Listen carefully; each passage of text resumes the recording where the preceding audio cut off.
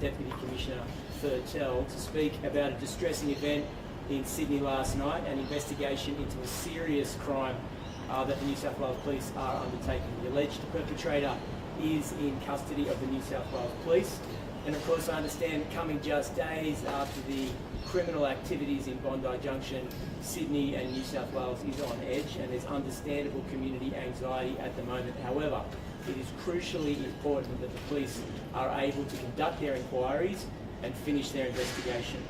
In a moment, the New South Wales Police Commissioner will speak about this investigation and her decision at 1:35 a.m.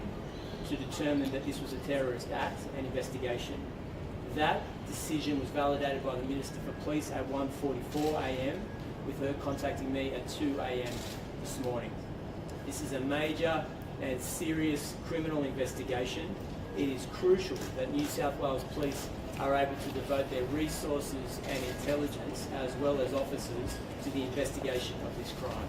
I want to make something very, very clear. There is no such thing in Australia in taking the law into your own hands. It doesn't exist. That's for several reasons. Firstly, you will be met by the full force of the law if there's any attempts for tit-for-tat violence in Sydney over the coming days. Secondly, you are diverting police equipment, investigation power, as well as resources away from the investigation of this crime. And lastly, and perhaps most importantly, every religious leader representing communities across Western Sydney has expressly said don't do it, and implored the community to come together to express faith and hope in the New South Wales Police and ensure that we remain united during these difficult days. I can't express that enough. Late last night at 10:30 p.m, I convened a meeting of faith leaders representing major religious organisations across Western Sydney, and their message to their communities was universal and identical, and that is that they deplore violence in all forms, that they have faith in the New South Wales Police to undertake their investigation and their inquiry, that they call for peace amongst all communities in Sydney, and most importantly, that people remain calm during this obviously distressing period. I'm going to hand over to the New South Wales Police Commissioner. Thank you for being here. Shortly after 7 p.m. last night, police were called to a church in Wakeley in southwest Sydney in relation to reports that a male was stabbing the clergy inside that building. Police responded and arrested a young person, and he was restrained inside that building. Subsequently, as it has been mentioned, at 1:35 a.m. this morning, after consideration of all the material, I declared that it was a terrorist incident. Strike Force Katrina has been established to investigate that side of the events last night, and a referral has been made and agreed to by the Joint Counter-Terrorism Investigation Team that will work. We will work jointly with New South Wales Police lead with AFP and other Commonwealth agencies in this investigation. Whilst police were responding to the incident at Wakeley with New South Wales Police ambulance to provide assistance to those injured, including the offender, people converged on that area and began to turn on police. People used what was available to them in the area, including bricks, concrete, palings, to assault police and throw missiles at police equipment, police vehicles. We've had police injured and taken to hospital overnight, and we've had many police vehicles damaged. 20 have been damaged and 10 are unusable. This is unacceptable. Police attended the incident in Wakeley last night to assist that community in response to calls for assistance, and the crowd turned on police. That is unacceptable, and those that were involved in that riot can expect a knock at the door. It might not be today, it might not be tomorrow, but we will find you and we will come and arrest you. That is totally unacceptable. Strike Force Drips has been established by South West Region Command to investigate the riot and those involved in assaulting police going about their job. The police officers, and of which there were many, acted courageously to protect that community, protect witnesses, victims, and the ambulance officers that were there to do their job. They went there last night to do their job, and they were turned on. And they will be prosecuted when they're identified. Strike force groups will be formed to respond to the riot, and additional patrols will be put in place for Sydney to help community harmonisation, because we can't and we don't want this to happen again. This should be an isolated incident, but it will be investigated, and those involved can expect to be prosecuted.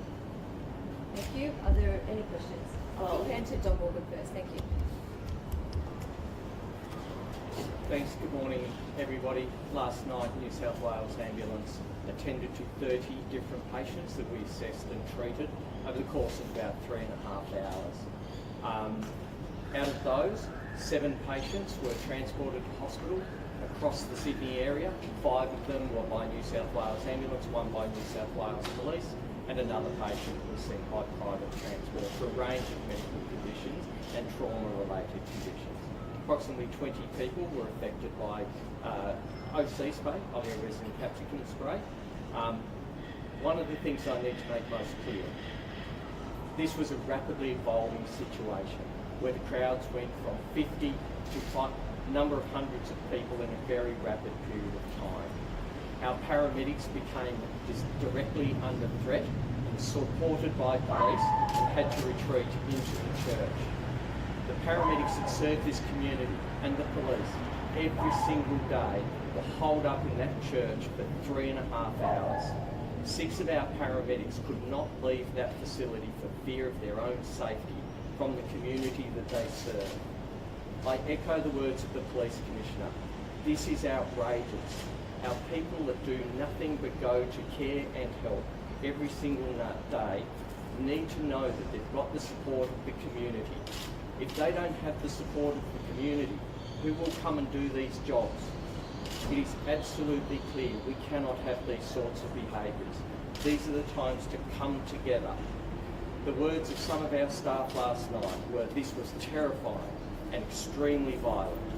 They particularly wanted me to call out that they believe the New South Wales police officers put their lives on the line to protect the paramedics. And I call on the community to do the same and support our frontline responders.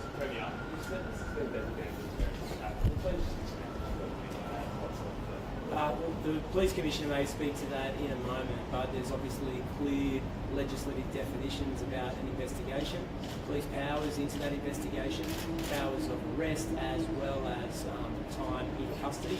That was a decision made in the early hours of this morning. We believe it's the correct decision under the circumstances, but I'll ask the Police Commissioner to elaborate. Can you also just define what constitutes a terrorist attack and what you think he did that crossed the line? The elements that I considered, I had a teleconference with my team, Counter-Terrorism Command, for over an hour this morning to talk through this. The things that influenced my decision to declare this a terrorist incident was the actions of the individual who attended, we will allege, attended that church with a knife, armed with a knife, and stabbed the bishop and the priest, and others were also injured. We believe there are elements that are satisfied in terms of religious motivated extremism, and of course the intimidation of the public through that person's acts by attending that church whilst it was being live streamed, intimidating not only the parishioners in attendance but those parishioners who were watching online, and subsequently those people that turned up to the church on the outside and the subsequent riot that happened. What can you tell us about the attacker? We understand he's about 16 years of age. He is known to police. However, he has not been on any terror watch list. How long was this attacking process for? Was there a premeditated Well, we will allege that there is a degree of premeditation on the basis that this person has travelled to that location, which is not near his residential address.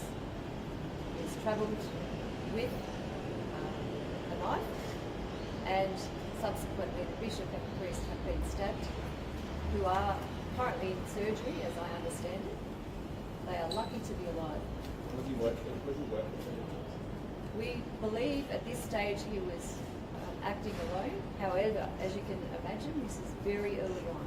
So at this stage, that is our belief. Can you take us, sorry, I was just going to say, can you please confirm the record? So we're hearing that the knife might be closed and he stabbed him with the knife still closed. And then can you also just confirm the rumours about the fingers? It's really too early to say. There's various stories about the fingers. That's not clear yet, whether it's self-inflicted or through the melee that occurred, or some other way.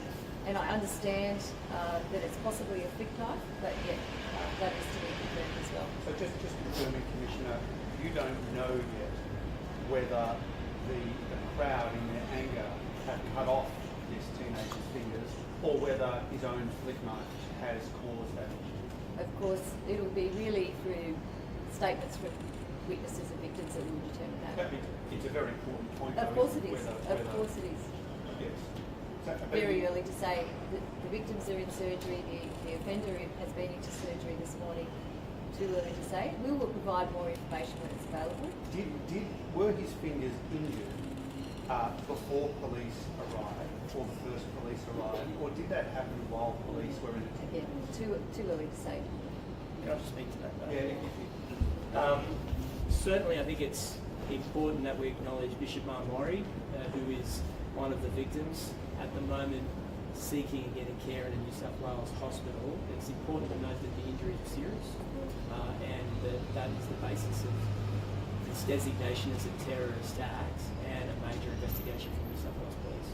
But do you know anything further about how this attacker injured his fingers? Look, obviously police are working on that investigation. That will form part of the investigation. No one's trying to be coy about this information and presenting it to the public, but it's important that this major investigation is able to get on with the job. We will present information to the public when it's appropriate to release it. But at the moment, that's the subject of this investigation from New South Wales. What about the attacker's parents? Have they been cooperating? What have they said about?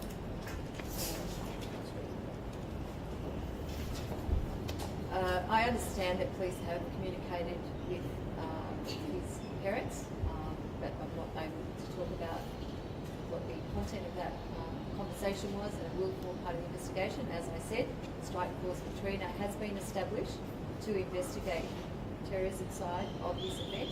Strike Force Dibs has been established to investigate the riot. And they are two distinct matters, and I want to make that point. We are talking about very different matters here and different purposes. Did his parents have any idea where he was last night or anything? We're talking a few hours, so we will update you when there is more information to provide. What additional powers does that? On the riot, how many arrests have you made at this stage? As the ambulance commissioner has said, the crowd surge, we understand from 50 to maybe 500. It was very uncontrolled for a period of time, in fact a couple of hours. Resources from all across Sydney were deployed and called in. People were called in to respond to this, to assist those police on the ground that were calling for help. That's how dynamic it was, that's how confronting it was, and that's how precarious it was for those officers that put themselves on the front line when they went there to assist that community. Have you What heard additional- anything about an I'll come to attack? this in a And what additional powers does that terror declaration confer to police? It will, no special powers have been asked at this time. It will be just the investigative powers. However, if there is a need to amend those powers, those powers will be sought from me as the investigation unfolds. Yes, to the point that the Premier made, we are asking for calm and let the police do the job that we do well, and that is protecting our community. We have an investigation. We are working with our community. We are engaging with our communities. This is not the time for retaliation or vigilantism. Have you had any contact with the social media including the press conference and suggesting it The issue of social media, and it's widely used obviously, and sometimes that's a problem for us. It becomes an evidentiary tool. But as I said, it's very early on in this investigation. We do interact with social media companies, and that they pay us today. Have you heard about plans last night from that mob to go and attack the mosque and consequently 100 people gathering in the mosque to attack it? There's been all sorts of things flying around. Police have been patrolling last night, and that's not the experience that officers on patrol in southwest Sydney and other places in Sydney have reported. Commissioner, just to be crystal clear, there's a quite graphic photo of the man who was cut off. Is that a photo of the assailant's hand? And did that happen? I haven't seen that photo, but given that I understand that the person of interest has injuries to his hand, that is likely the case, but I haven't seen that. Have you heard any? Commissioner, you mentioned that you believe this to be a religiously motivated incident. What was his specific motivation? What has led you to believe that, apart from the fact that he's attacked a bishop? I think there's probably versions on social media. It was a live stream sermon, as I understand it.